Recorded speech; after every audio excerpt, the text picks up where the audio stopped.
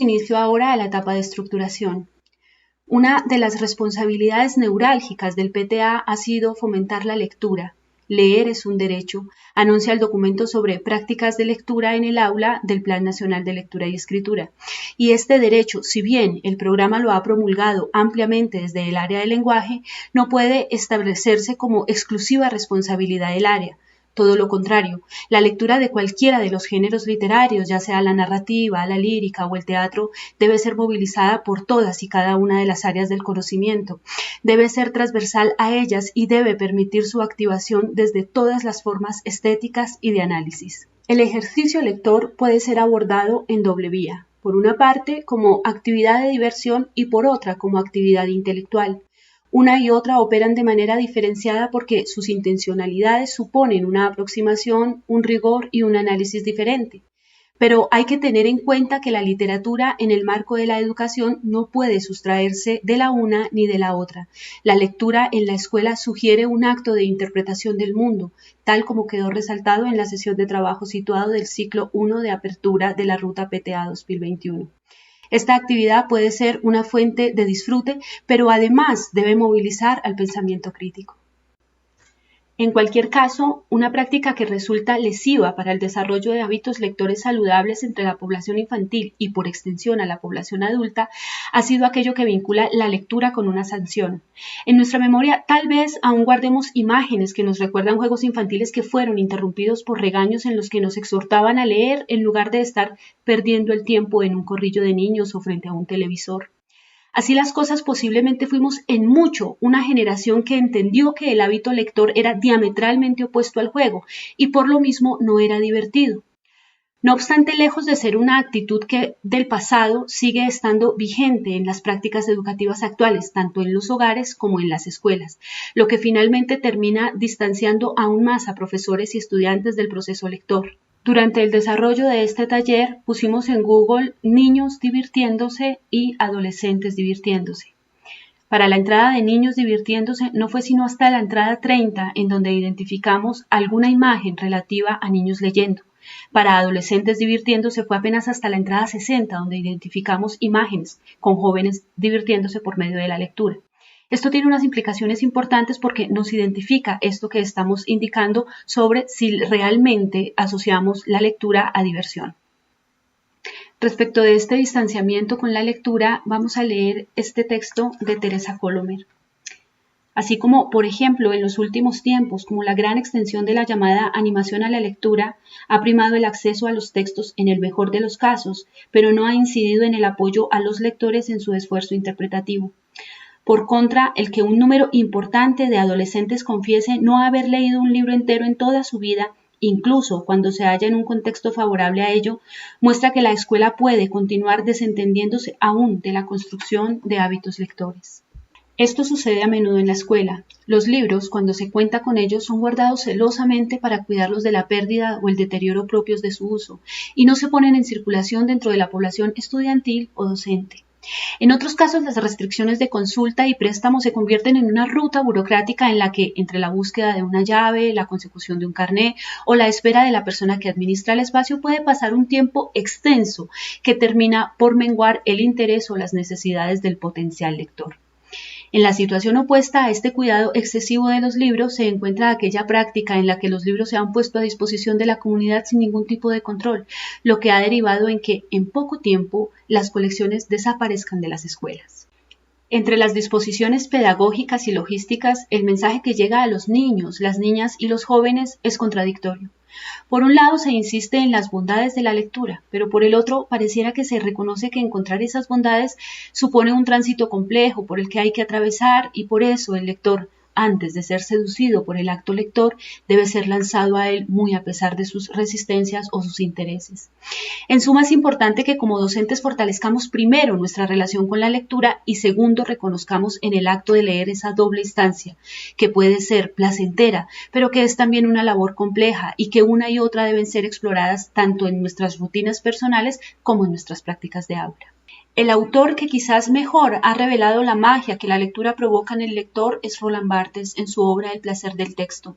Uno de esos textos que sin perder de vista el carácter teórico literario pone de manifiesto la profunda relación que supone el acto de leer y el placer asociado a la fruición, el goce de los sentidos. Dice Barthes, me intereso en el lenguaje porque me hiere o me seduce.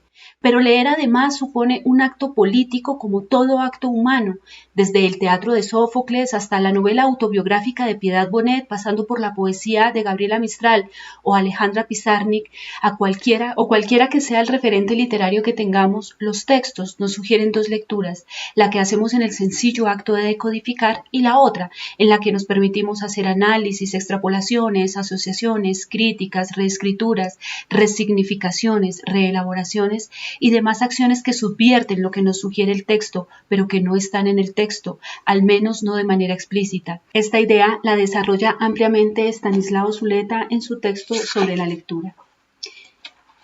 Lo que tenemos ante nosotros no es un mensaje en el que el autor nos informa por medio de palabras sobre sus experiencias, sentimientos, pensamientos o conocimientos sobre el mundo, para que nosotros, provistos de un código que poseemos en común con él, procuremos averiguar lo que nos quiso decir. Que leer es trabajar quiere decir, ante todo, que no existe un código común al que hayan sido traducidas las significaciones que luego vamos a descifrar. El texto produce su propio código por las relaciones que establecen entre sus signos. Genera, por decirlo así, un lenguaje interior en relación de afinidad, contradicción y diferencia con otros lenguajes. Para ilustrar lo anterior, recurramos a la ya legendaria fábula de Félix María Samaniego de la cigarra y la hormiga.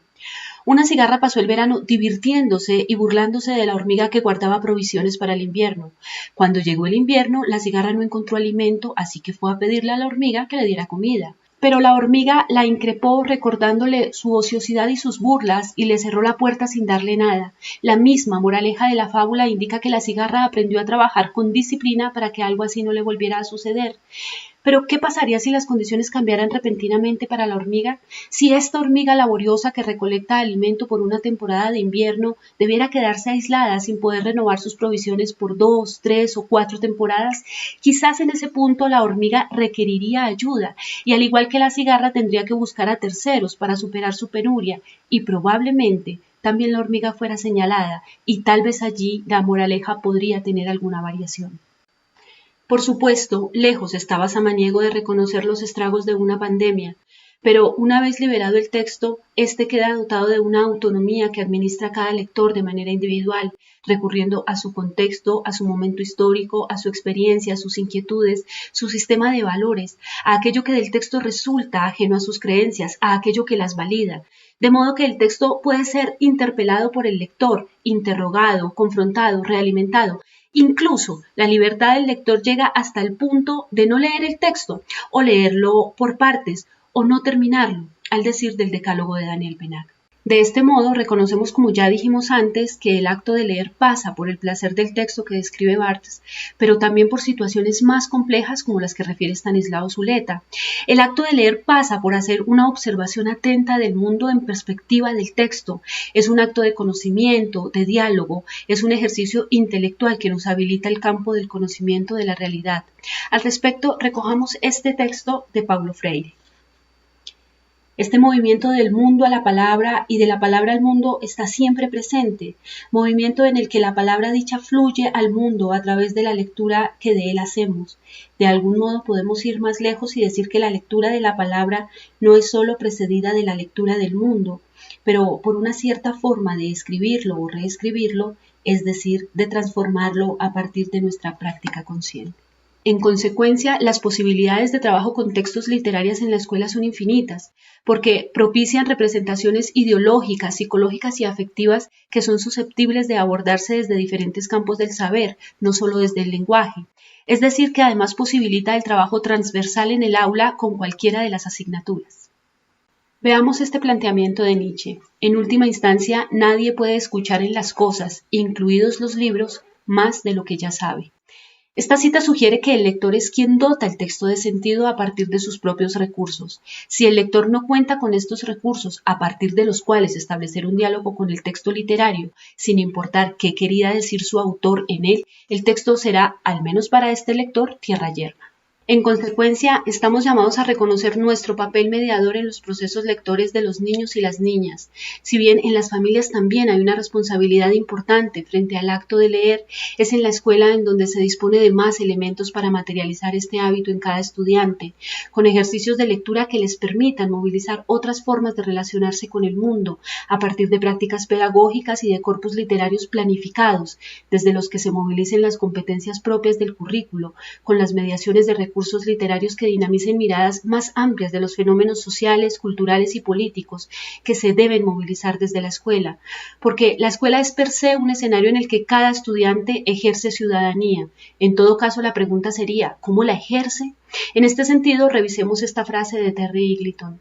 La literatura permite conocer todo lo que la gente hace con lo escrito, pero también lo que el escrito hace con la gente.